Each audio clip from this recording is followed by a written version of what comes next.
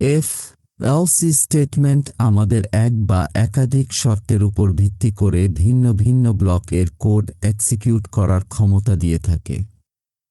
যখনই আমাদের লজিকে কোনো নির্দিষ্ট শর্ত থাকবে যেটা পূরণ হলে আমাদের কিছু নির্দিষ্ট কাজ করতে হবে, নতুবা অন্য কিছু কাজ করতে হবে, তখনই আমাদের এফ এলস স্টেটমেন্ট নিয়ে কাজ করার দরকার হয়। শর্ত বা কন্ডিশন হল একটি এক্সপ্রেশন যা ট্রু বা ফলস বুলিয়ান হতে পারে। এফ কিওয়ার্ডের পর প্যারেনথেসিস এর ভিতর একটি শর্ত বা কন্ডিশন দিতে হয়। যদি কন্ডিশনটি সত্য হয় তবে এফ ব্লকের ভিতরের কোডটি কার্যকর হবে। যদি শর্তটি মিথ্যা হয় তখন আর এই ব্লক এর কোড কার্যকর হবে না, বরং যদি এফ এর বিপরীতে একটি এলস ব্লক থাকে তাহলে এলস ব্লকের ভিতরের কোডটি কার্যকর হবে। কন্ডিশনটি অবশ্যই বুলিয়ান রিটার্ন করতে হবে। প্যারেনথেসিসের ভিতর বুলিয়ান ডাটা টাইপ ছাড়া অন্য কোনো ডাটা টাইপ দেয়া যাবে না, কম্পাইলেশন এরর দেখাবে। নিচের কোড স্যাম্পলটি লক্ষ্য করি। এফ শর্ত সত্যি হলে এই কোডটি চলবে। এলস শর্ত মিথ্যা হলে এই কোডটি চলবে। এইবার যেহেতু এফ এলস স্টেটমেন্ট কি সেটা জানলাম, চলুন এফ এলস স্টেটমেন্ট এর কিছু ভেরিয়েশন এবং কিভাবে ব্যবহার করব তা জেনে নেই।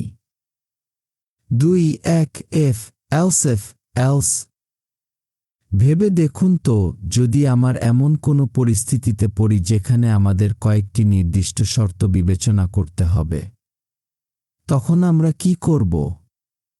তখন আমরা এফ এলস ব্যবহার করে আমাদের প্রতিটা শর্ত নিরীক্ষণ করব এবং শর্ত পূরণ সাপেক্ষে কোড এর ব্লক ডিক্লেয়ার করে দিব। কিভাবে? চলুন নিচের কোড স্যাম্পলটি দেখি। এফ শর্ত 1 সত্য হলে এই কোডটি চলবে। এলস ইফ শর্ত 2 সত্য হলে এই কোডটি চলবে। এলস ইফ শর্ত 3 সত্য হলে এই কোডটি চলবে। এলস ইফ শর্ত 4 সত্য হলে এই কোডটি চলবে। এলস কোনটি সত্য না হলে এই কোডটি চলবে। এই উদাহরণটি দেখুন।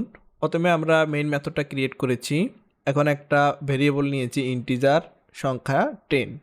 ইফ সংখ্যা ইজ গ্রেটার দ্যান 10, আমরা চেক করব সংখ্যাটা কি 10 থেকে বড় কিনা। যদি বড় হয় সেক্ষেত্রে প্রিন্ট করবে সংখ্যাটি 10-এর চেয়ে বড়। আদারওয়াইজ চলে আসবে ইফ এলস স্টেটমেন্টে, দেখবে সংখ্যাটি 10-এর চেয়ে ছোট। যদি ছোট হয় সেক্ষেত্রে ইফ এলসে চলে আসবে। যদি কোনোটাই না হয় সেক্ষেত্রে চলে যাবে এলসে এবং প্রিন্ট সংখ্যাটি 10 এটা প্রিন্ট করবে। এখানে প্রথমে শর্ত চেক হচ্ছে যে সংখ্যাটি 10 এর চেয়ে বড় কিনা। যদি এই শর্ত সত্য হয় তাহলে এই শর্তের অনুযায়ী কোড চলবে। যদি সংখ্যাটি 10 এর চেয়ে ছোট হয় তাহলে দ্বিতীয় শর্ত চেক হবে এবং যদি তা সত্য হয় তাহলে দ্বিতীয় শর্তের অনুযায়ী কোড চলবে। যদি কোনো একটি শর্ত সত্য না হয় তাহলে এই ধাপগুলো চলার পর থাকা এলস ব্লকের কোড চলবে।